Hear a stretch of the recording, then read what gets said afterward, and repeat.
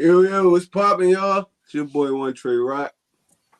Like, comment, and subscribe. Man, y'all already know what time it is. I got my brother with me, my co-host, Dirty Fighter. I'm gonna let him introduce himself for all y'all who don't know who he is.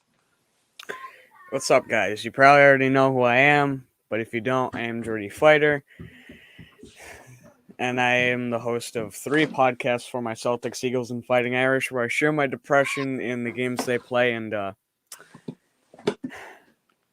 at least training camp for the Celtics is coming up in 3 weeks, so at least I have something to be excited about. Yeah, man, you sound like you depressed. Let's get into it a little bit then, man. Your thoughts on our week 3 matchup against the Dallas Cowboys, man. It was a nightmare, and both sides of the ball were bad in their own rights. I'll say special teams looked the best out of all 3 units. That's the only unit that's been consistent between Aaron Cephas and Jake Elliott and Rick Lovato and those guys. And Hurts showed a lot of people that as much as we may be high on him and as much as he may have dedication and everything, he's still going into his first full season as a starter. There's a lot of stuff to iron out. Sirianni, his play calling, there's a lot of stuff to iron out. Same thing with Gannon. And losing Brandon Graham, losing Sam Allo's now down for the year, losing Mailata for another game. Injuries like these aren't helping at all. But still, this offense just looked horrendous. And they should have spread the ball around more, yet Hurts kept making the mistake of locking onto locking onto Smith, trying to force throws. The protection at times wasn't there, which forced him to make those throws, and at other times it was just Hurts having a moment. And the defense didn't do any better. They allowed 41 points. That's the worst that they've been all year so far.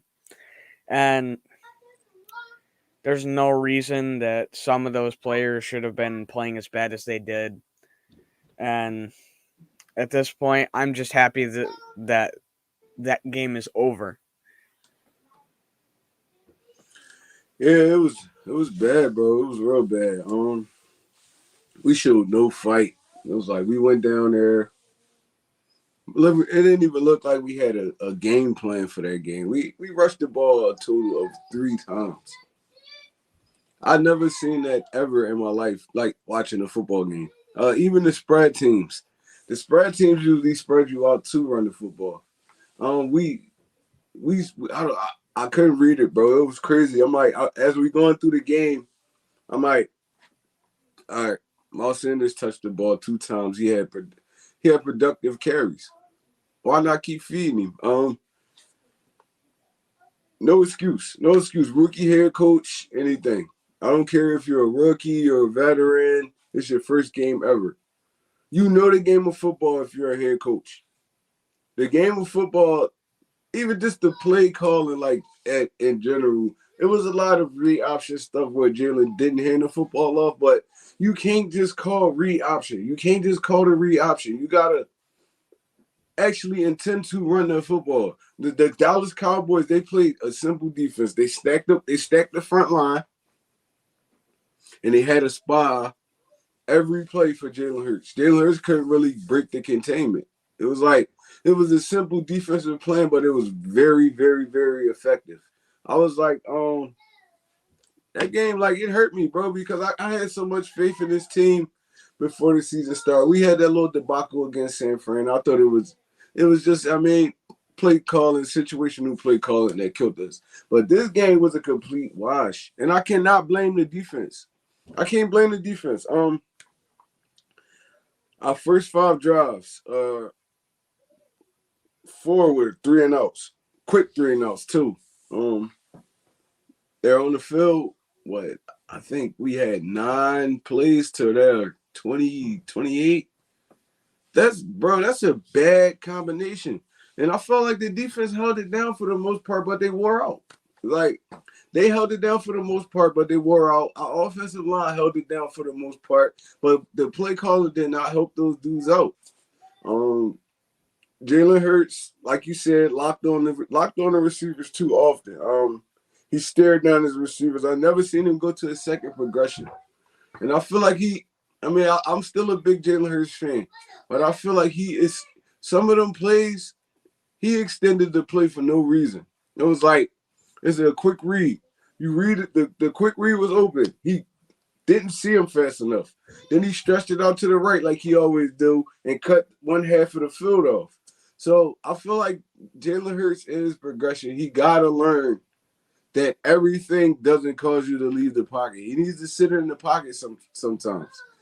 Because he was getting hella time on majority of the plays. And I seen when I watched, actually like went back and watched the game, because when I first watched it, I was looking at it as a fan. I wasn't really paying attention too much to everybody else. But me watching the plays, some of them were good plays. It's just Jalen Hurts didn't read his second progression. He didn't see his first one was open. He ran out the pocket for no apparent reason. And he either ran out of bounds or he made an inaccurate throw. So, I mean, it still sucks that Nick Sirianni didn't run the goddamn football but 3 times. But on a lot of those plays, we could have had productive plays if Jalen Hurts would have just sat in the pocket for a little bit longer. So, all in all, man, I just want to throw that game away. Yeah, and part of what I think is really hurting Hurts is the pocket formation and all that, and the O line, because we're just having guys go down left and right, and being comfortable in the pocket and being able to have confidence in your blockers is a big thing. I'm seeing it in Notre Dame with our transfer quarterback from Wisconsin, Jack Cohen. He's not comfortable. He's forcing throws. He's underthrowing, overthrowing. Hurts is doing the same thing, except Hurts also wants to extend the play. We're starting to see a little bit of hero ball, just like Wentz. And what was the main complaint of Wentz for a long time? Don't play hero ball when you don't have to. And Hurts has to do that, or that's going to screw him over just like it did Wentz. Because hero ball in the right moments helps, but that's the only time it's going to help. And I think a little bit does go back on Sirianni because of play calling. I mean, we were out of the shotgun so much in the second half, if not the full game. But all in all, it's a collective effort of execution and from the players and scheming and everything from the coaches, and not everybody did their job, and that's what costed us this game. Yeah, it was wild, man. I was just sitting there so puzzled, bro. I was like, all right. So Nick Sirianni in his press conference before the game said, I put that on me. I didn't run the football enough. And then you go out there and run the football goddamn 3 times. 3 times. 2 to Miles Sanders, 1 to Kenny Gainwell. What in your right mind? Like, you have a play sheet in front of your face. It's like 1, 2, 3, 4. All right, damn, I ain't running football in like 6 plays. Let me run the football. 1, 2, 3, 4, 5, 6, 7, 8. Damn, I ain't running football in like, let's run the football. 1, 2, 3, 4, 5, 6, 7, 8, 9, 10, 11, 12, 13, 14. I'm like, God damn, Sirianni, what are you trying to prove right now? You see your quarterback struggling. You see it. It's clear. It's right there. He's struggling. He's not hitting simple reads. The biggest thing to counter that is run the football, and not run the football with Jalen Hurts. Run the football with actual running backs. It's like, excuse me, ain't no way he can come back from this one. It's like he can move forward from it, but now every week after week, they're going to be looking at the play call and just dissecting it. It's like, bro, you didn't run the football. You ran the football 10 times where you couldn't have run it 18. You could have run it 20. It's like, oh, bro, watching that game remind me of a Doug Peterson game, like down to the T. But Doug Peterson never only ran the football goddamn 3 times in a game. So I mean, we could nitpick if it was Hurts or Sirianni, but at the end of the day, they both did a bad job. I don't care about the stats and all that because I'm not even going to say garbage time because I don't like saying garbage time. You're still playing. You're in the NFL. You're still trying to score touchdowns, but he didn't really show that when it mattered. So this week we're gonna get into it in the pick'em, but I'm not gonna spoil it. But this week we're gonna have to bring our hard hats because we got a great opponent walking into Philadelphia, and you don't want to go 0-2 on your home field. So, I mean, any last thoughts before we move on to the pick'em? No, I think we've said all that should be said on this topic. Yeah. All right, let's get into it. All right, we're doing this on a Thursday, man. We usually do it earlier in the week, but I was a little busy. I apologize, but there's a game going on right now. Thursday night game. Jacksonville at Cincinnati. The score is 21-21, and it's the fourth quarter. Who you got pulling this game out, bro? Because this been a great game. It's been a great game. I was watching it right before we got on here, and Trevor Lawrence and Joe Burrow. Trevor Lawrence and Joe Burrow been going at it, man. So, fourth quarter right now. Who you got winning this game, Jordy? I'm going to say the Jags because as much as I'd love to say Joe Burrow wins this game, I really don't know because, again, I've said this in weeks past. He's got no O-line, not a great defense. I don't know if he's going to be able to pull this off. And Trevor Lawrence, while he may not have as many receiving weapons as Joe Burrow may, he's got James Robinson. He's got Chenault out of the slot, I think he's playing. And there's somebody Marvin else Jones I'm on the forgetting. outside. And then Lawrence, when he's forced to, can be mobile. And I don't necessarily know if Burrow really can be to the extent that Lawrence can be. Although I think it's going to get Lawrence hurt one of these days. Lawrence been killing him with his legs all game. Yeah, and you never really saw that in Clemson. And when I first saw him doing that, I was like, oh, that's not normal, especially for a Clemson quarterback. But I like to see it. I have a lot of belief in that offense, even though DJ Chark hasn't shown up this year. It is what it is, and I just have a feeling that the Jaguars pull this out. Yeah, me watching it. The Jaguars had the momentum earlier. They went up early. They went up 14-0.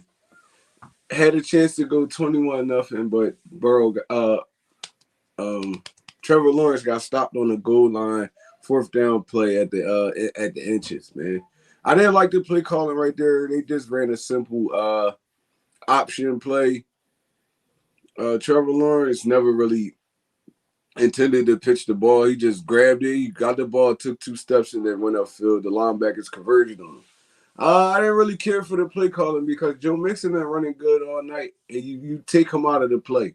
So, I mean, that could come back and bite Jacksonville. They had actually 2 opportunities in the red zone to score, and they failed on it. I gotta get this one to Burrow in them, man. Joe Burrow looks so poised in the pocket tonight. He been hitting Tyler Boyd all night, hitting Mixon out the backfield. He found Jamar Chase a few times. I feel like this gonna come down. This game right here gonna come down to whoever has the ball last. To be honest, because both offenses been looking good and both defenses been playing solid. It's just been an overall good football game. But I'm gonna get this one to Cincinnati, man. I'm gonna go Cincinnati. Cincinnati 28. Cincinnati 28. Jacksonville 24. I'm gonna say, I'm gonna flip it. Jacksonville 28, Cincinnati 24. Now, it's been a great game, man. I didn't expect this kind of game from these two teams, but now, actually, Cincinnati been looking solid so far this early in the season, and Jacksonville hasn't been looking too bad. They don't have a win on their record yet, but they've been in competitive games.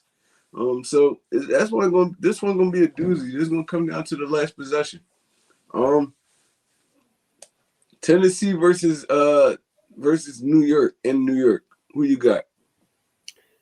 So if I remember correctly, it's the Giants, right? Jets. Okay.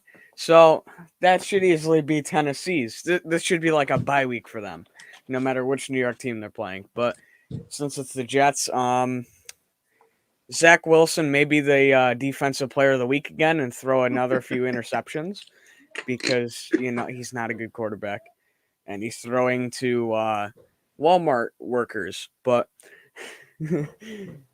Tennessee's got so much firepower in just Derrick Henry alone that there's no competition. I mean, the Jets are missing like 5 different guys on their D line right now.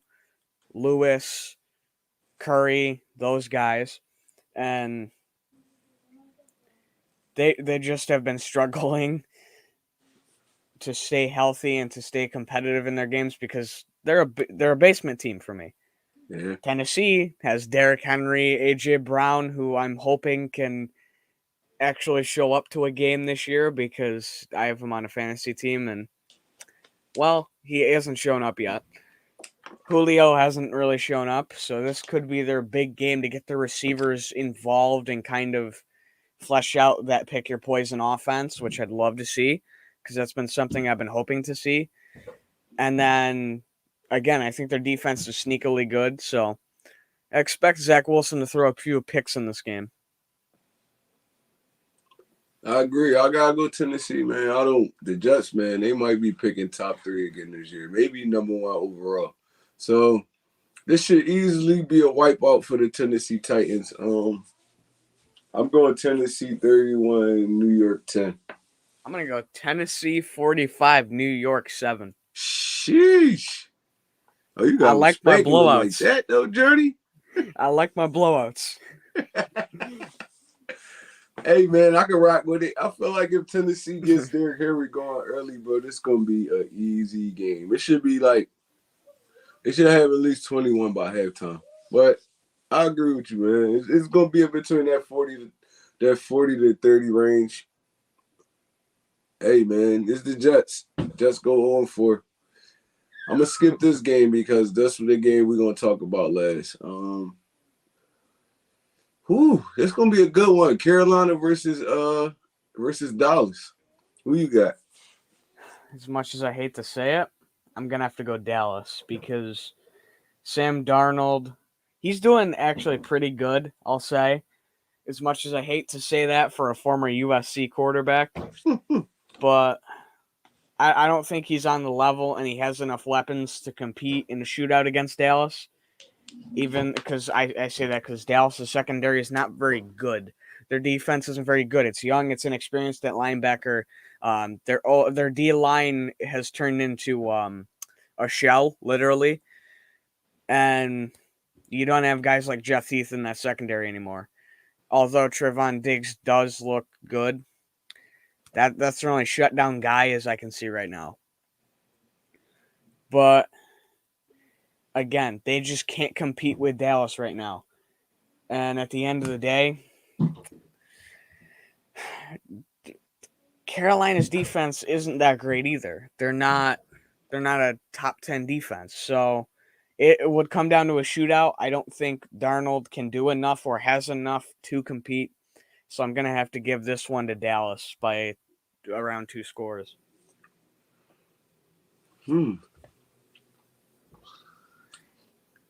I gotta go Dallas in this game too, man. I hate saying it as well. But I don't think it's gonna be a shootout. I think this one is gonna be a low scoring game. Not low scoring, but it's not gonna get over 30 points. The Dallas Cowboys. I don't know if it was just because of us last week, but it feels like they're starting to get into their run game packages a little bit more now and playing off the play action instead of just dropping straight back and stuff like that. And I feel like doing that, that's playing into Carolina's defensive strength because their strength is to stop the run. They're a good run stopping team. I don't really know too much about their passing defense. I know is J.C. Horn playing this week? I'm not actually sure about that. So if J.C. Horn is playing, I give them a better chance of beating them because J.C. Horn could take away one of your receivers. I doubt if it's gonna be C.D. Lamb. It's gonna be Amari Cooper. Darius Slade did a great job on Amari Cooper last week. So I'm gonna give it to Dallas still though, but I think it's gonna be a 24-21 type game. I'm gonna Dallas say, pulls this out by 3. I'm gonna Yeah, say 27-17 Dallas win. I can rock with it. I just hate saying Dallas gonna win games, man. For me, it was like either I compliment the USC quarterback or Dallas, and either way, it sucks for me.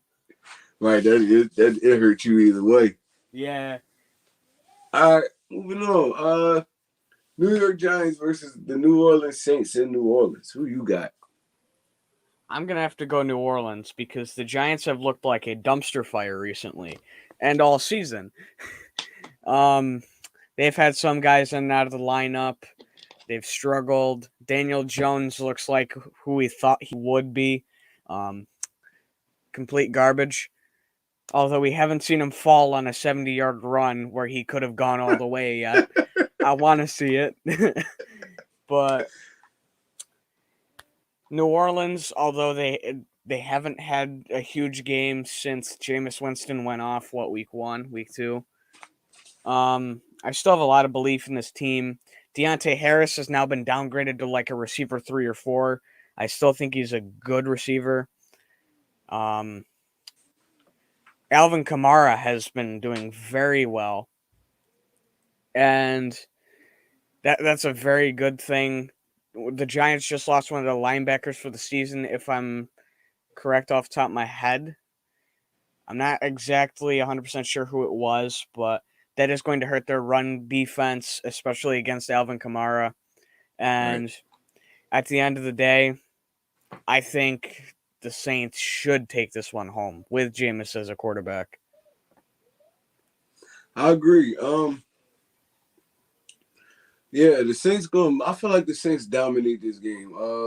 It's not going to be like a point dominance type game. It's going to be a game where New York just can't get nothing going. Offensive wise, because all season, this would bother me. All season, I heard dudes screaming, "Oh, we're going to be great. We got Kenny Galladay. We da da da da." I'm like, first of all, Kenny Galladay to me wasn't even the best receiver on his team in Detroit. I feel like it was Marvin Jones. He was the guy, the possession receiver, got you those first downs, went up and got the football. Kenny Galladay was just fast. So he really hasn't been a factor this year. Does he even have a touchdown on the season? He might have one. Yeah, but like they brought him in to be a number 1 receiver. I never thought he was a number 1 receiver. Saquon Barkley can't really get anything going because their offensive line is horrible. Daniel Jones is struggling with little stuff like even dump off passes out of the backfield. So this whole team, like you said, is just a dumpster fire. I got the Saints winning this game 27-17. I got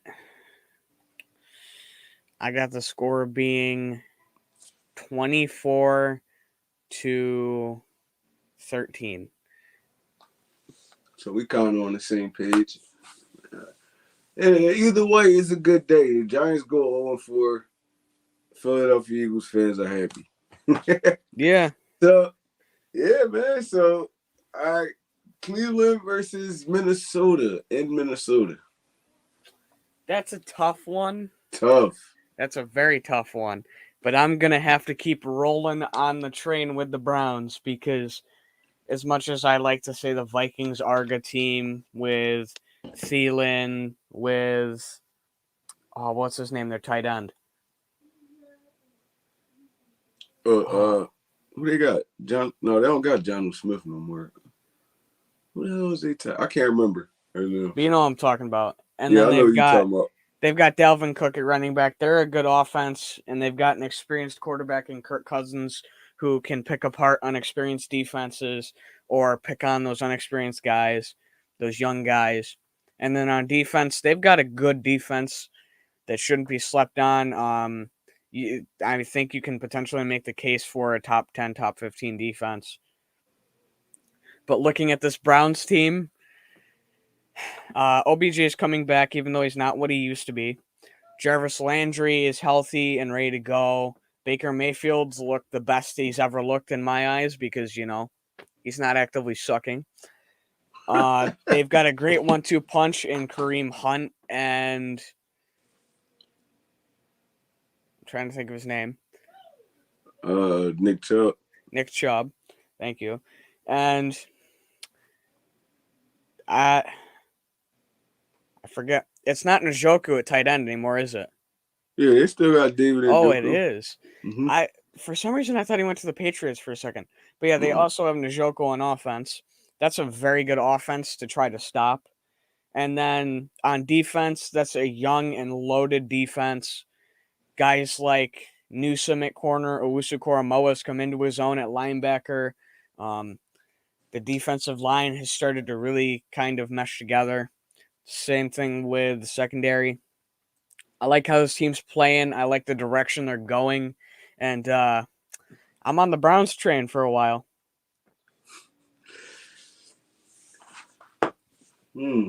Like you said, this is a tough one, man.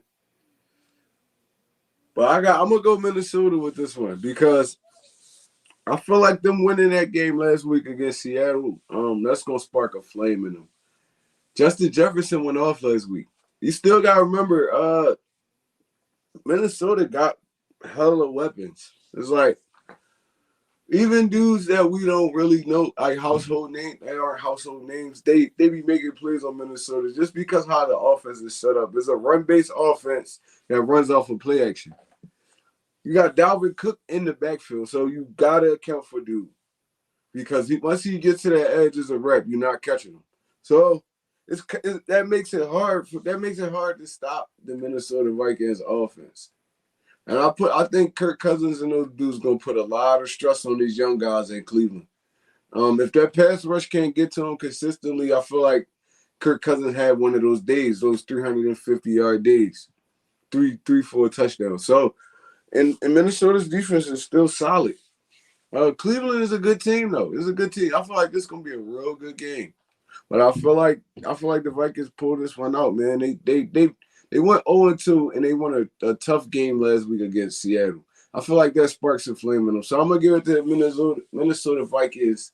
I'm gonna go Minnesota 31, Cleveland 27. I'm gonna say Browns 38, Minnesota 31. That's a good job. That's a good job. Moving on, Detroit Lions versus Chicago Bears at Chicago. How you feel about that one, bro? That's a tough one just because both teams kind of suck. But Detroit been looking good though, man. They've been losing some close games. I'm gonna have to roll with Detroit because in Chicago it's supposed to be a 3-quarter or any quarterback can start, quote unquote, when we really know it's probably gonna be Fields. And Nick Foles is already out of that conversation if you are thinking about starting somebody not named Justin Fields because you're telling me you're going to start the one guy who hasn't been good outside of Philly in his career and think that's going to work. No, that won't work. Nick, they third string. Yeah. Why would you want to play him over a rookie when even if Fields sucks, you could just say, well, we gave him some experience and he's got another game under his belt. Had to go through his growing pains.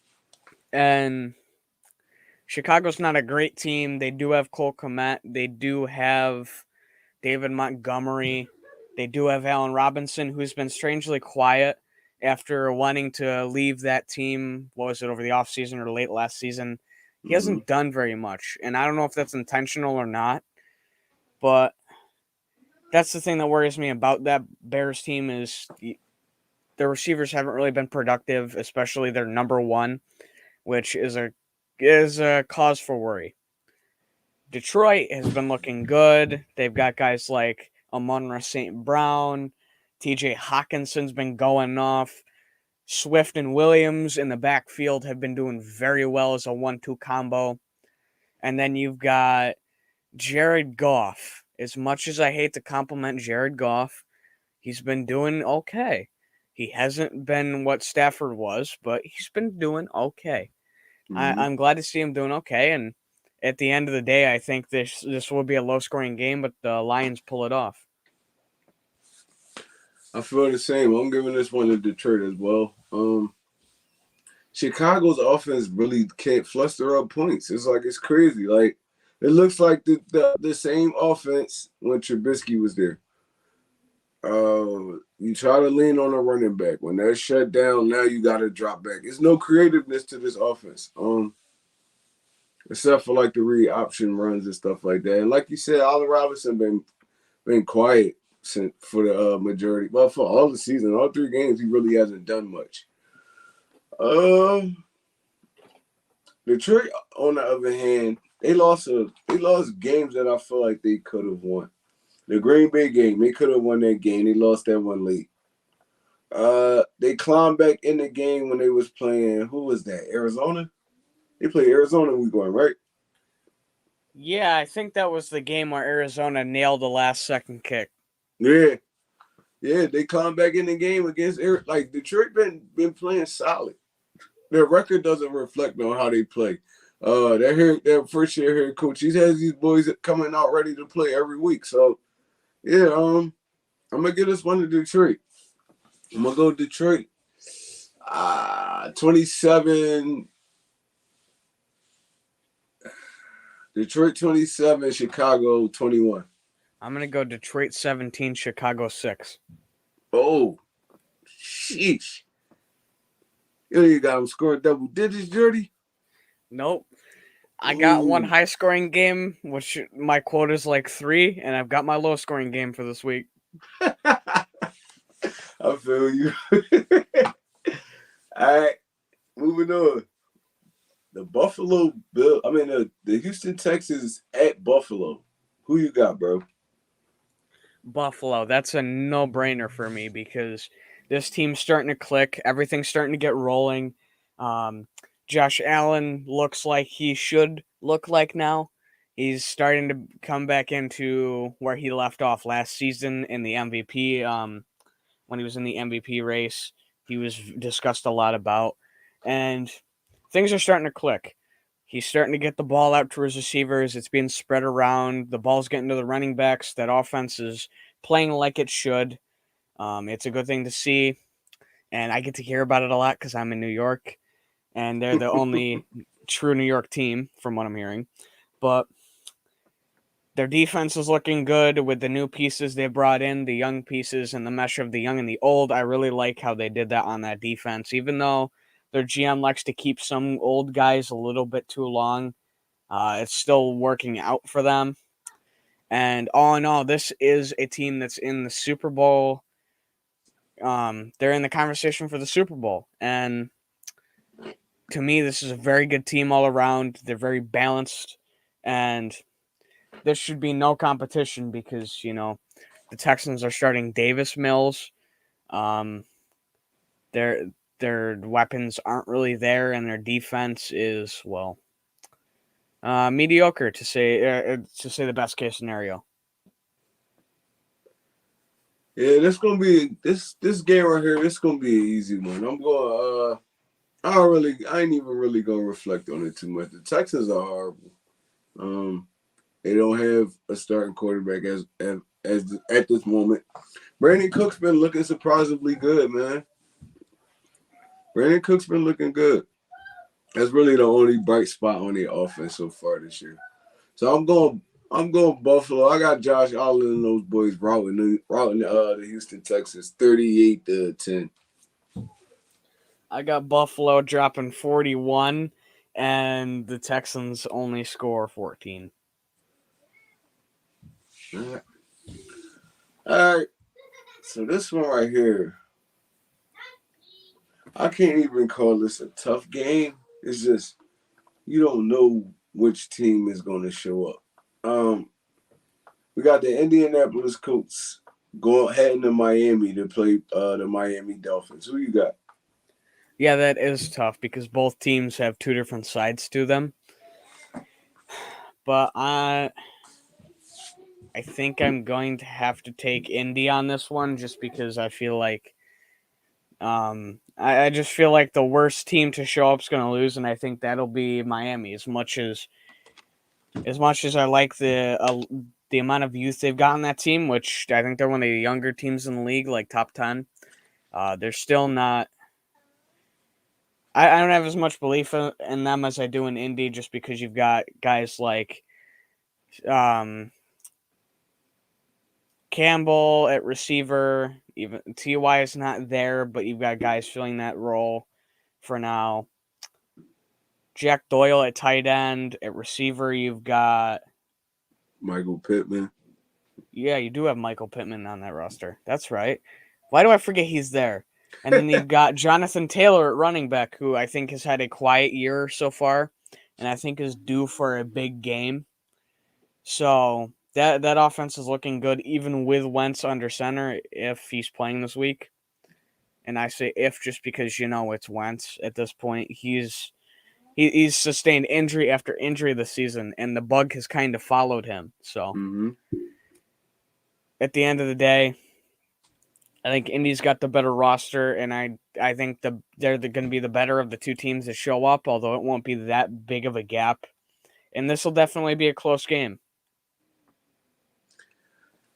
I don't know. Yeah, man. This one hard to call. I can't even lie. The Colts are 0-3 right now. Mainly due to injuries. The Colts are 0-3. Injury and the defense been playing bad. I feel like even if I know Tua's not playing, but Brissett, he can get hot too. So Indianapolis defense is going to have to come to play this week. The Dolphins got a lot of weapons. A lot of weapons. Will Fuller,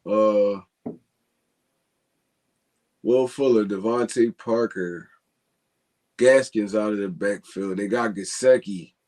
What's the wide receiver from Alabama they just drafted in? Jalen Waddle. Jalen Waddle. So Miami have a ton of weapons, man. It's just all depending on how Brissett play. Brissett was a former Indianapolis Colts quarterback, so Frank Wright probably can scheme up a game plan to contain him. Just based off seeing him every day, scheming up on the goddamn practice squad or like scout team.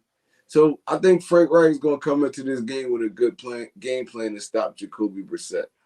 So I'm going Indianapolis 21, Miami 17. I think I'm going to have to say,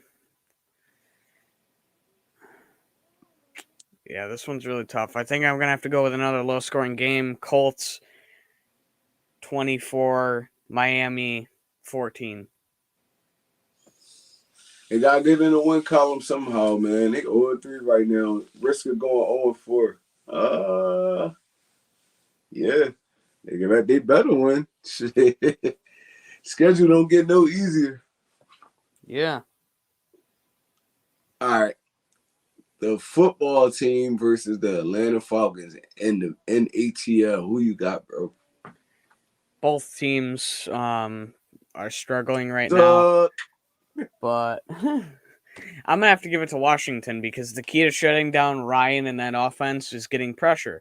What does the Washington football team do better than most of the league?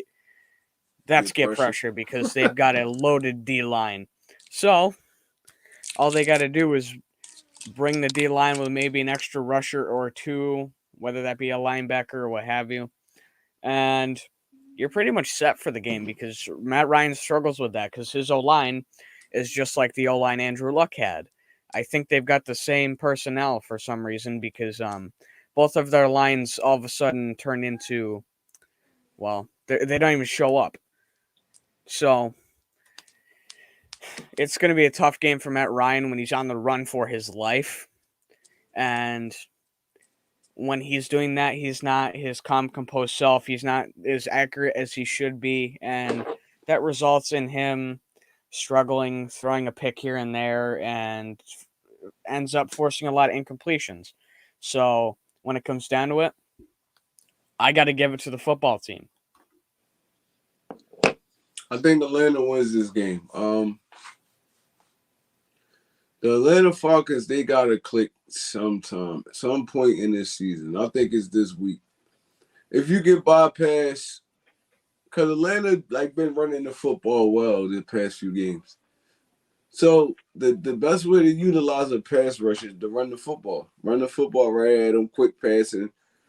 And Washington actually been giving up a lot of yardage to tight ends. So, I mean, it's going to be a chess match. This one's going to be a chess match. You can't put Matt Ryan in positions where he's dropping back 6-7 steps. So I think Atlanta has to hop on the football team early and force Taylor Heineken to throw the ball. You don't really want Gibson to get involved too much. He's a dynamic back. So I think they treat this like just how Buffalo treated it last year. Last week. Hop on them early. I mean, Washington gonna make plays because they have a solid offense if Heineken can get the ball there with Terry McLaurin and Gibson and even McKissick. So I mean, and Logan Thomas. So they have weapons. So you got to hop on these dudes early. Taylor Heineken always starts the game off slow. So if Atlanta could put points on the board that first two drives, now you got Washington panicking. Now they forced to throw the football. And I feel like that plays into Atlanta's hands. So I'm going to Atlanta Falcons in this one, 21-24, Atlanta. I'm going to have to say 27-24, Washington takes it home. Damn, man. Jody didn't pick two NFC East teams to win this week, man. I don't know what I'm going to do now. Jody, you being too honest, man. All right. We're going to go Seattle versus San Fran at San Fran. Who you got for that one, bro? That's another kind of tough one, but I think I'm going to have to go with Seattle because San Fran's dealing with a lot of injuries right now. They're doing what they did last year and just falling apart at the seams. And as much as I like to praise their offense with Jimmy Garoppolo and Trey Sermon, who hasn't really been the most productive, although he is a rookie, I'll give him that. And with a good receiving core, I don't think it's enough to get past Seattle because Seattle's got a good defense. They're not great by any means, but they are a good defense. And then how do you stop Russell Wilson when he throws the ball to the moon and back? You really don't. My fault for interrupting you, but Russell Wilson got the prettiest deep ball I think I've seen in a while. Yeah, it goes up and down like I don't know how he be getting it there, bro. He throw the ball so high in the air, but it be so much arc and so much depth on it. I be like, damn, it's hard to defend it because you don't know when the football coming down. Yeah, and he arcs that thing a good 30 yards in the air alone.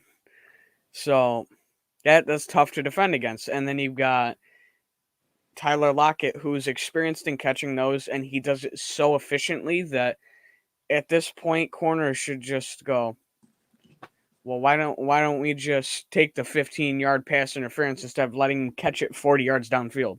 That's what I would do. Every time pass interference. Yeah, you're not gonna keep embarrassing me on every deep ball.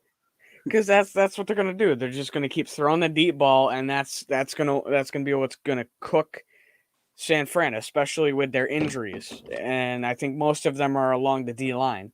So Russ is gonna have all the time in the world to throw the ball.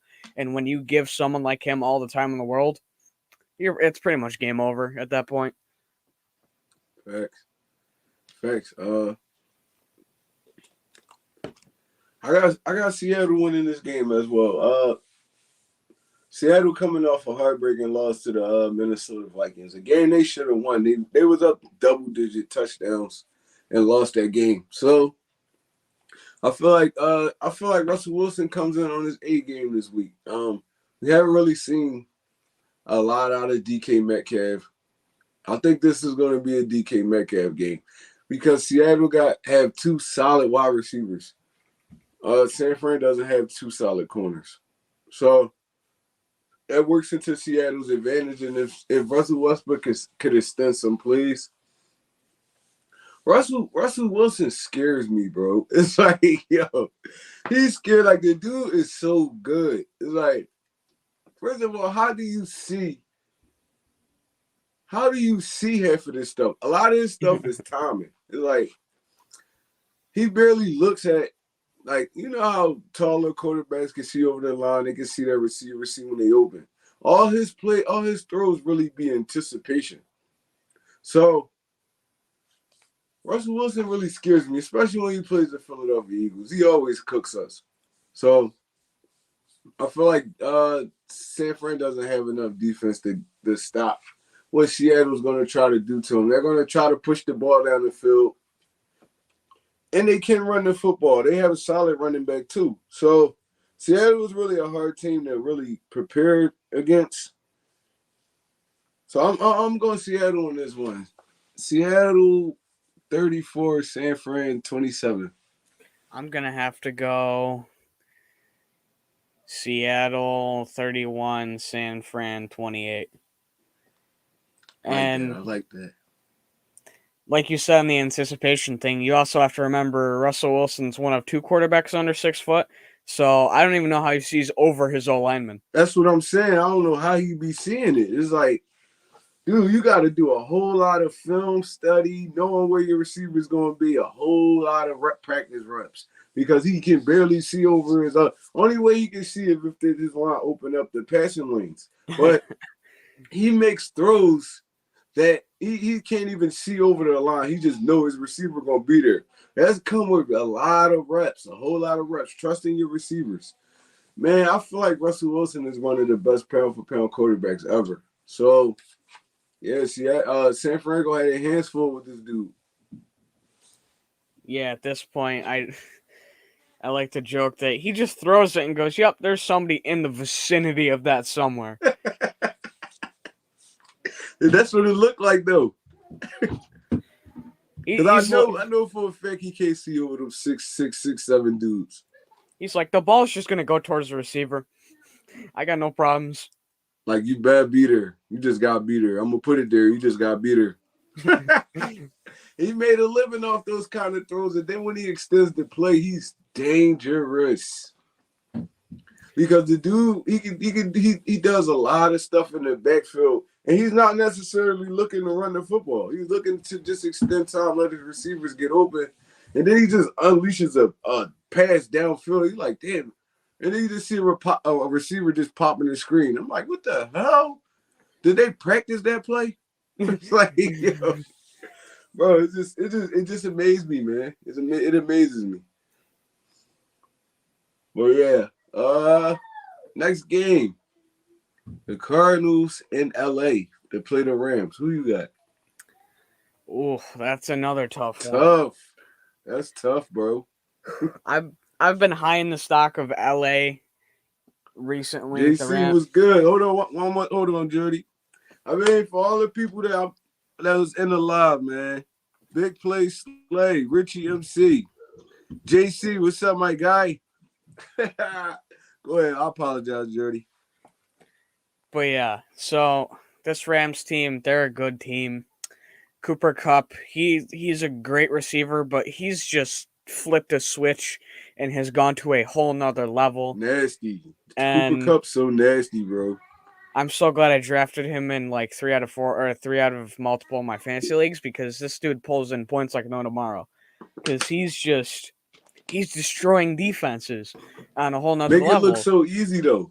Like he's just like, this is just a normal Sunday. I've been doing this for years.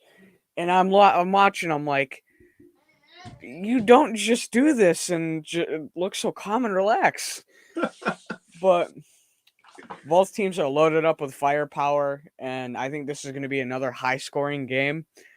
I'm going to hit my quota of high-scoring games, apparently, and this is tough because as much as I like Arizona's offense with guys like AJ Green and Ronald Moore and DeAndre Hopkins, D Hop, and I'm Christian trying to Kirk. think of their running. Yeah, Christian Kirk too. Kirk's explosive out of the slot recently.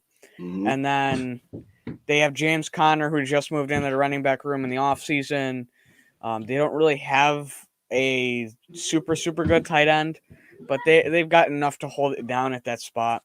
Facts. And they have a good defense, but I just think LA's got more there to succeed, and they've got Aaron Donald on the other side of the ball, and there's not much to say besides the dude's an athletic freak.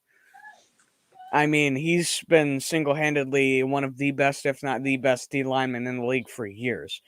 And if it wasn't for, and I say this all the time, if it wasn't for him, Fletch would be that guy, but Aaron Donald is the guy right now, and he's a future Hall of Famer, no doubt.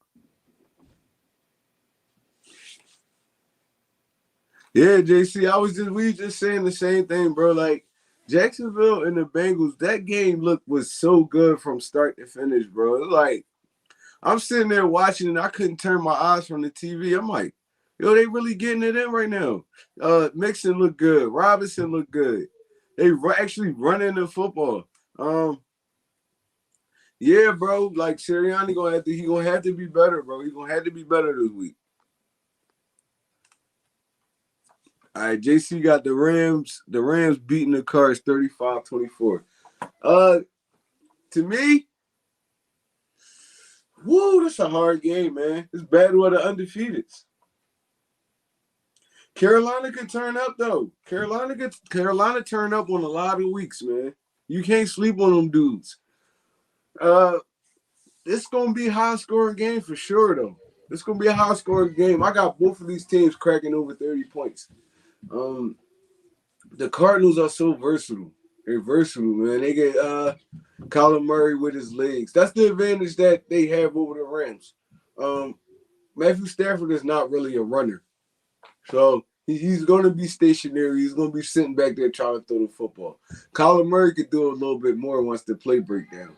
So I feel like Aaron Donald is going to be a factor in this game, but he's not going to be a big factor. He's not chasing a Kyler Murray down. And Kyler Murray, he does well. He does well with feeling pressure, knowing the run lanes, knowing where he's going to get out the pocket and turn it up the field. And he's good with protecting himself. So this is gonna be a big task for the Rams this week. But I got the Rams winning this one as well. I got the Rams winning this one because the Rams look nasty. They offense look nasty right now, bro. They offense look nasty right now. It's like so many weapons. Robert Woods, Higbee. They featuring Higbee a lot this season because Gerald Everett left. But Higbee been playing big. I don't even got to talk about Cooper Kupp. Cooper Kupp been going insane, man. He been going insane this season. Averaging about 3 touchdowns a goddamn game, over 100 yards. And Robert Woods can go off if you focusing on the Cooper Kupp too much. So this is going to be a high-scoring, close game. I got this game. This is going to be one of those games I really want to watch this week. So, but I'm ahead of Rams. I got the Rams winning this one 37-34. I'm going to have to agree with that score of 37-34 Rams. Hey, JC. Dirty was just saying that I think Carolina gonna win this week. I think Carolina gonna win this game, bro. Carolina been sneaky good this year. They've been putting up good numbers. They've been putting up good numbers for the most part. I feel like they have enough weapons on the edge to expose this Dallas defense. Is McCaffrey playing this week? Because last thing I heard, he was injured. I don't think he's playing this week, but I'm not 1,000% sure. Oh yeah, that's a big factor. I don't know now. I think I gotta get this one to Dallas. I gotta get that one to Dallas because if McCaffrey not playing, they don't really got too much in the backfield behind him. So yeah, now I gotta retract my statement. I'm giving that one to Dallas. Uh, damn. Pittsburgh Steelers versus the Green Bay Packers and Green Bay. Who you got, Jordy? I'm gonna have to take Green Bay. Again, this is Aaron Rodgers' this is his last hurrah. And same thing for a lot of that squad, because I think as soon as Rodgers leaves, they're going to demolish some of that team and then kind of start from fresh because you're getting a new quarterback. You kind of got to build a little bit of new stuff around him. Um, at the point when Rodgers goes, you can clean up the vets, all that stuff. But right now, this is the last hurrah. And not only should Rodgers be playing like it's his last game in Green Bay, because that's the way it should be, but a lot of them should be playing because some of them may not be here next year, let alone with Rodgers, because Rodgers set himself up to leave, and at the end of the day, they should all be playing with a lot of passion. There's gonna be a lot of push behind this squad with Green Bay. They've got a great defense, even though Zadarius Smith is out another week. I still have a lot of faith in their defense. Their offense looks great. Um, Although the receivers aren't necessarily showing up, they are picking up the slack with Aaron Jones because he's been doing very well. He's got over like 7, 8 touchdowns on the season, Yeah, he had and multiple games. I think his first 3 games, he had what 3 touchdowns. yeah, That's when nasty. when it comes down to this game, Pittsburgh's one dimensional. I've been saying it. I will continue to say it. Their run game has gotten better with a new running back, but it's still not what it could be because they've got a paper mache line. Um, Chase Claypool has been slightly negated. I don't know necessarily whether it's a lack of going to him, which I think it is a mix of that and him being covered up. I'm not 100% sure. I will have to go back and look at tape to kind of figure this out because I kind of want to. That'll be kind of a project for this weekend, but they don't really have anybody besides Chase. James Washington wants out. Juju's like a receiver 3 or 4. Um, that's about it. Ray McLeod's a special teamer. They've got nobody at receiver.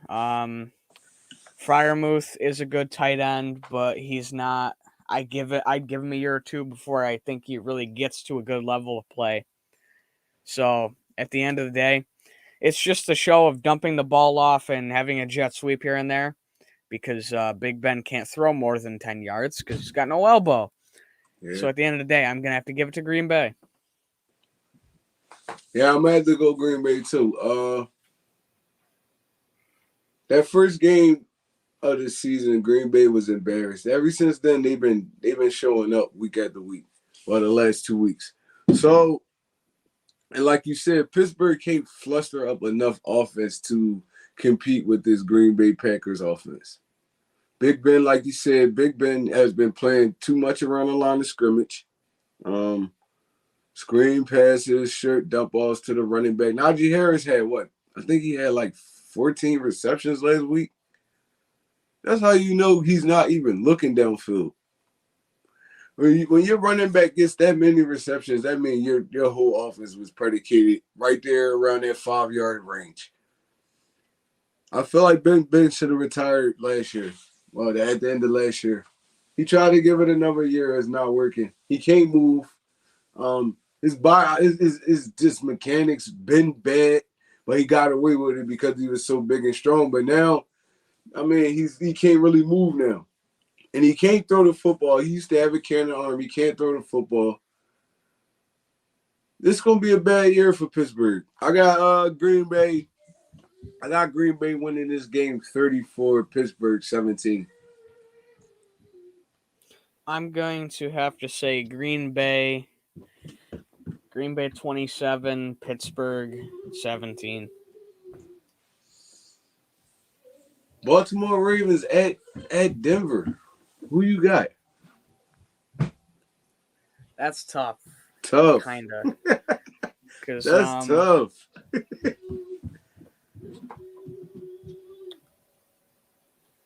as much as I like the Broncos and their new kind of look with Teddy Bridgewater and everything, I'm gonna have to give it to the Ravens because even though they're missing multiple running backs, Marcus Peters, and another guy here and there, they still got a running back. I mean Lamar Jackson at quarterback, and they've been rolling kind of well.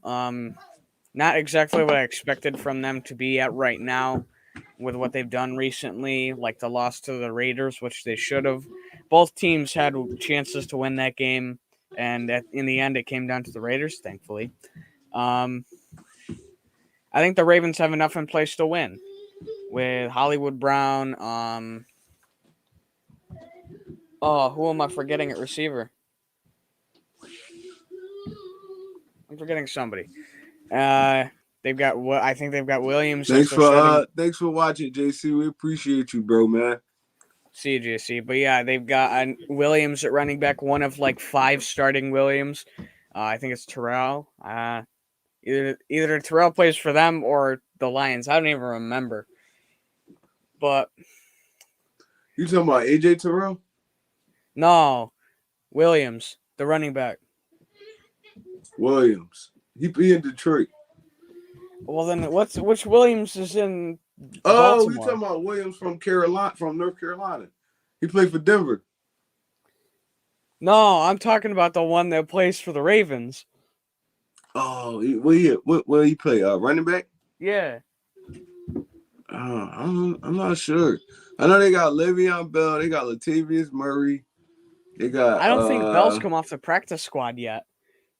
who? Le'Veon, right? Yeah, I don't think he's come off the practice squad. No, yeah, they ain't even call him up yet. That's the crazy part. They signed him in their practice squad, and then a week later, we're like, nah, I think we're going to take Latavius Murray. I was like, really? You have that little confidence in Le'Veon, but Yeah, it's bad how Le'Veon fell off so fast, bro.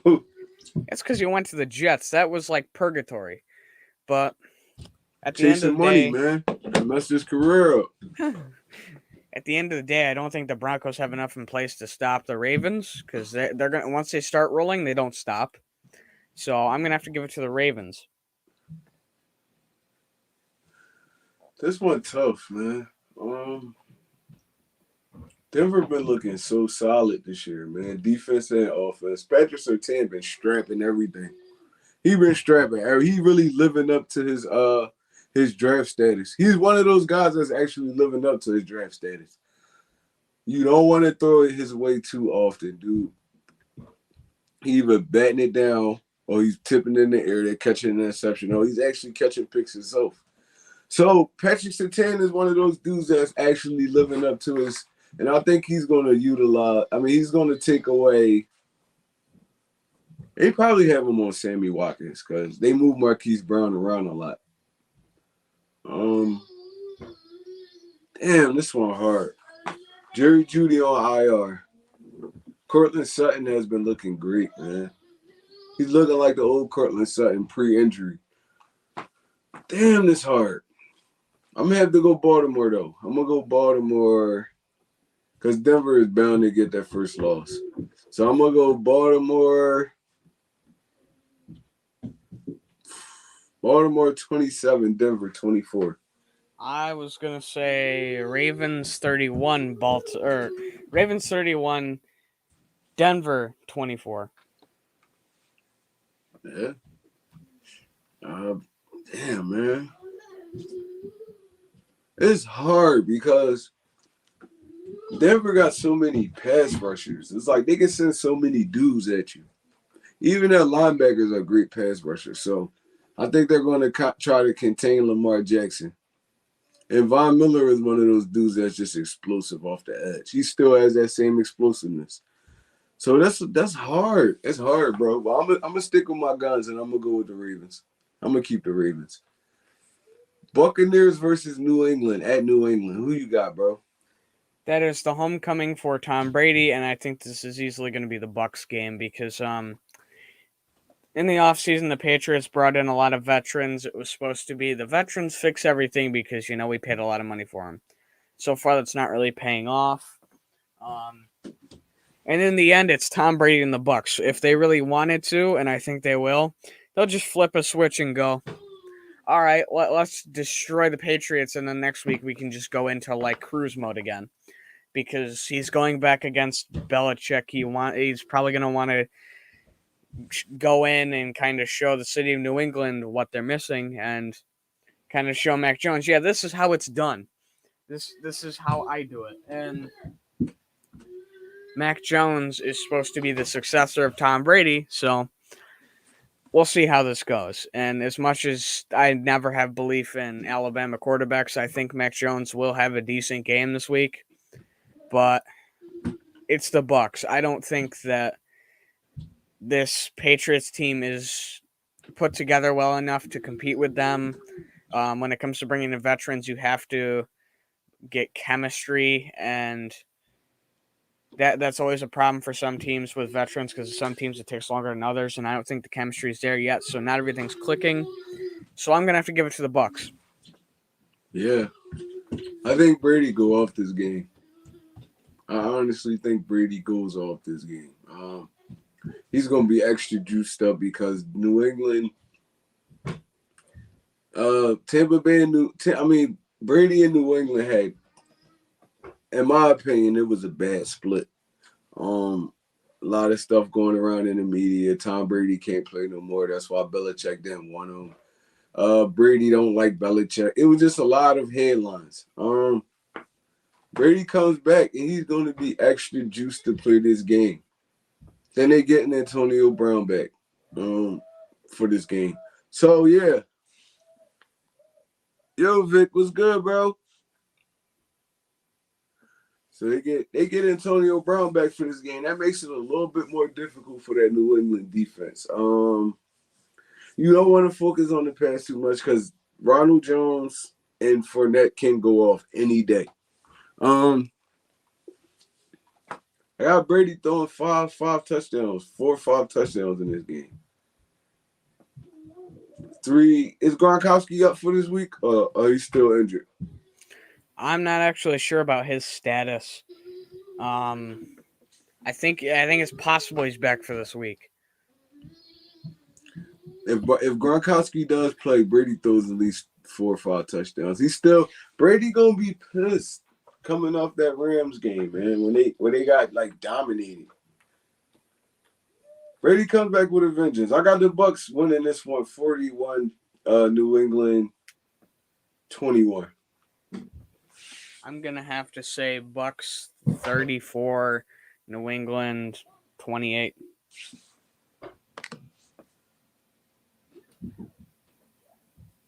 Yeah, that's what I was just saying, Vic. Yo, Brady gonna be fired up for this game. He gonna be fire. He gonna be out there looking like 04 Brady, just throwing bombs, throwing darts, everything. It's gonna get nasty. I don't feel like New England. And then James White is out for this game, so I don't feel like New England gonna be able to put up enough offense to handle the Tampa Bay team. Yeah, it's gonna be nasty, man. This one gonna be nasty. If and Oakland Raiders at the Sandy LA Chargers. Who you got, bro? That's tough, but I'm gonna have to take the Raiders, even though it isn't SoFi. The Raiders have been doing very good so far. I was saying don't underestimate this team at the beginning of the season. I am so glad I said it so far because this team's looking very good. Derek Carr is doing very, very good. He's encroaching on where I think his best level of play is. Henry Ruggs has been having great games. Darren Waller's been off the walls, super good.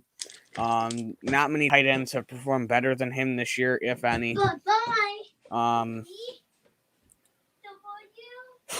I'm trying to think. Renfro's been having a good season. Josh Jacobs has been having a great season. Kenyon Drake's been doing very good as a number 2 coming out of the backfield to catch passes. that Raiders team looks good on offense, and on defense, it's nothing to slouch on either, because they're another team that I feel their defense gets underestimated, and I I mean, yes, I made a joke here and there about them wanting Khalil Mack back, but they didn't need him. They don't need him. They're a good roster, and at the end of the day, it's hard to compete with this Raiders team. I do have a lot of faith in the Chargers. These are two teams that I've had a lot of faith with coming into this year, though. So this is definitely going to be close because on the other side, you've got Herbert. Keenan Allen is questionable, which really makes me iffy on the Chargers this game. Eckler out of the backfield. Another receiver, I can't think of his name off the top of my head. You talking about who? You talking about the Chargers right now or the Raiders? Chargers. Guyton, they got Guyton, Mike Williams. Mike Williams, that's who it is. He was very good. Last week he went off. He had like 2 or 3 touchdowns. I think he also had over 100 yards. Hey Vic, they play the Chargers. They don't play the Rams. My fault, Jordy. Go ahead. And when it comes down to it, the Chargers do have a good defense with guys like Bosa and everything, but the big key to this game, and watch out for this, is if Keenan Allen plays. He's questionable. I think he's likely to play, but in the off chance he doesn't, I think this Chargers offense is going to come out the gate slow, and you don't want to do that against the Raiders. Thanks. What's good, Jinx Wolf? How you doing tonight, bro? Once again, man, this is the Onetre Fighter Weekly Pickem. Me and my guy do this every week, once a week. It's usually before the Thursday night game, but I mean, stuff may shake out this way. But we coming to y'all with this every week. I mean, go follow my guy, Jordy Fighter. Follow me, Onetre Rock, bro.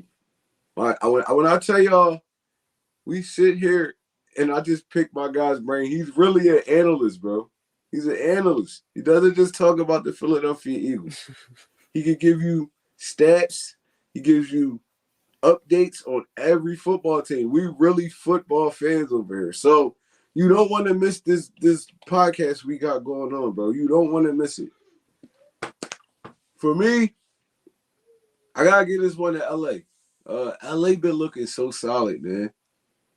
LA been looking so solid. Derek Carr is going to be a dark horse MVP candidate this year. Henry Ruggs coming into his own. Josh Jacobs been balling.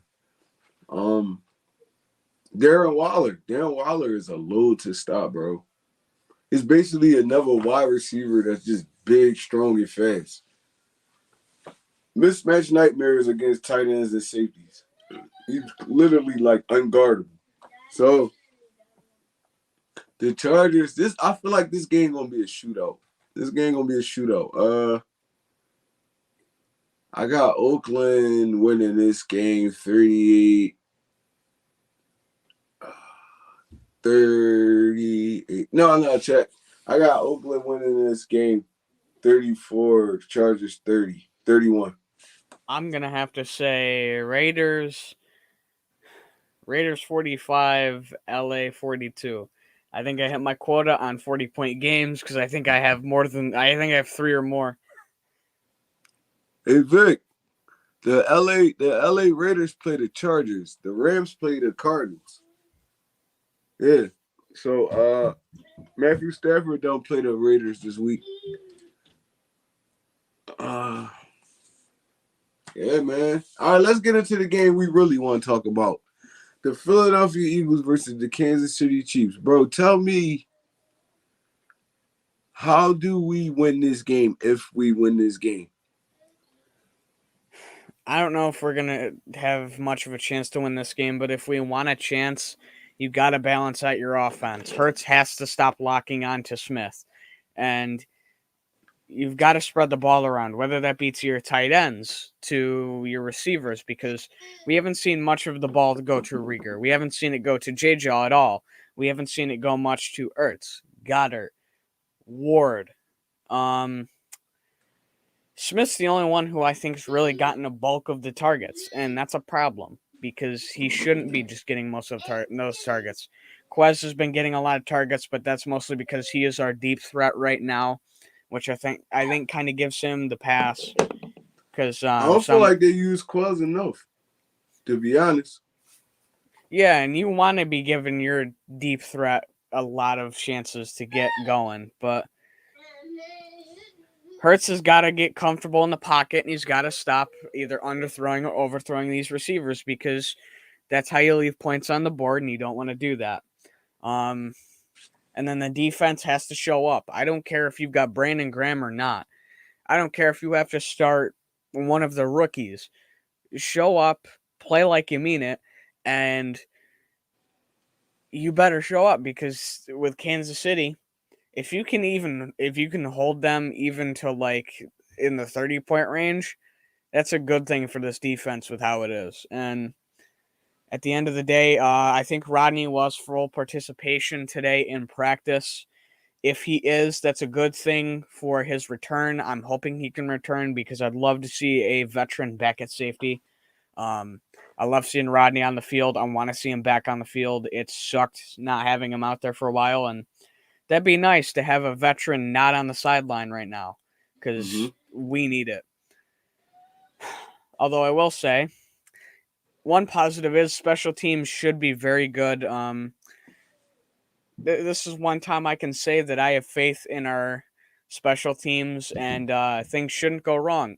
Jake Elliott, but hey, at least he's not missing chip shots like he was last year. I think that confidence thing really has changed for him, and well, at least we can look forward to scoring a couple field goals. It's crazy, man. This game scares me in so many different ways. It's like Nick Sirianni, if you gonna run the football, if you do run the football and try to like you to keep Pat Mahomes off the field, that's usually how teams beat the Kansas City Chiefs. They keep Mahomes off the field for a long period of time. Don't let them get hot. Don't let them keep stringing together drives on you. And that you do that by keeping your offense on the field. If we could get like we could put those dudes in bad field position all game, I feel like we have a chance. And we got to score on our drives. We got to score on drives that we're making progress on. We got to stop getting into the red zone, going 4-0. We got to – it's just a lot. It's little stuff, but it's a lot, too, at the same time. It pisses me off, bro, because we're calling it from the sideline, from the TV. It's like, damn, you just throw the whole run game away. You want to shoot it out with Dallas, and they're not even playing that kind of game right now. Dallas wasn't playing that kind of game. They were lining up and just running it down our throat, just killing time. Boom, boom, boom, play action. Boom, boom, boom, play action. It's like they didn't come into the game with that Tampa Bay mindset against us. So we should have beat them at their own game. I feel like our run game could have been good. We line up in shotgun every goddamn play. Like they don't believe the play action. You're not designing plays for Jalen Hurts to roll out nothing. Like I said, it remind me of Doug Peterson, a Doug Peterson offense. They didn't play to that quarterback strength at all. And our defense, we gotta get dudes off. We gotta get this team off the field. They're not as good a running team as the Dallas Cowboys, but they can run the football. And if they're constantly getting 5 to 6 yards on every goddamn run play, it's gonna be lights out. They're scoring on every drive. You gotta put them in bad downs, third down and long, second down and long. You gotta do stuff like that, man. We can't stop a nosebleed in the run game. It's like, and it doesn't help when you on the field for damn near a whole quarter. There was one drive when Dallas had the ball for like, I think 9 minutes. I'm like, oh my God, y'all can't get them off the field on third down for nothing. It was like a 13, 14 play drive, and they scored on it. So It's a lot of stuff we got to fix, man, on the fly. There's a lot of stuff we got to fix on the fly. We're getting nothing from Derek Barnett, and we're gonna need our pass rushers in this game. You got to move Mahomes around, force him to make bad throws. If he just sitting back there all day, he's gonna pick you apart. He's gonna pick you apart. We can't let him get comfortable. We need Fletcher Cox this week to ball out. We need him to ball out. Hargrave's been doing this thing, but we need a show from Fletcher Cox. Don't let Patrick Mahomes get comfortable. That's the game plan. And know where Tyreek Hill and Travis Kelce are at on every play. Because Tyreek Hill can change the game. You don't really want to get to the point where Tyreek Hill is in space for one of our safeties or cornerbacks or nothing like that, because now it's lights out. Dude is electric. Then you got to factor in the McCole Harmon. Harmon can break open the game too. So they got a lot of weapons, man. They got a lot of weapons, but I don't feel like their offensive line is that good. Patrick Mahomes been running for his life the first 3 games. Let's not change that. Let's make him still run for his life. The Browns did a good job with that. San Diego did a good job with that last week. Let's finish. Let's continue, man. Come on. I'm tired of seeing. My last 2 weeks, I've been so disappointed with this team, bro. It's like, I know we can be good. We just not showing it. And like you said, Jalen Hurts got to stop locking on one receiver. Go through your progressions, bro. You be having time in the pocket. You kill plays on your own. You kill them on your own when you scramble to the right. Now you giving yourself less options. And that's a tendency he got to break out of. When he breaks, he always scrambles to the right. He got to get out of that tendency. Defenses are going to. Dallas keyed in on that last week. They had somebody spying you the whole game. They know where you're going. If you stepping up, eventually you're going to go right. If you scrambling, you're going right. Now they're just containing. Their coverage did good for the most part. We really had nobody open when he did those scramble drills. So there's a lot we got to work on for this game, bro. It kind of scares me. But I'm pumped up, but I'm scared at the same time. Well, I'm going to rock with my boys. I'm going Philly. Philly 31, Kansas City 28. I'm going to have to go Kansas City 34, Philadelphia 20. Damn, Jordy. It is what it is. I mean, I like on some real, bro, I can't blame you for thinking that way. We looked horrible the last 2 weeks. I mean, if Kansas City coming off 2 straight losses, man, they're going to be coming in here ready to ball. So I can't blame you for that, but I'm going to rock with my boys, man, just because the fandom in me telling me they're going to turn this one around this week. But yeah, man. Once again, man, another successful weekly Pickem with Onetre Rock and Jordy Fighter. Follow my guy. His content is so good. Man, he's the reason why I wanted to do this, man, just to pick his brain every week, because dude really is a footballologist. I'm kind of the same way, but he gets a little bit more in depth with it. So follow my guy Onetre. My fault. Follow my guy Dirty Fighter, man, and also follow Onetre Rock. And if y'all ever want to collab with either of us, hit us up on Twitter. I'm gonna let my guy tell y'all where y'all can find him at.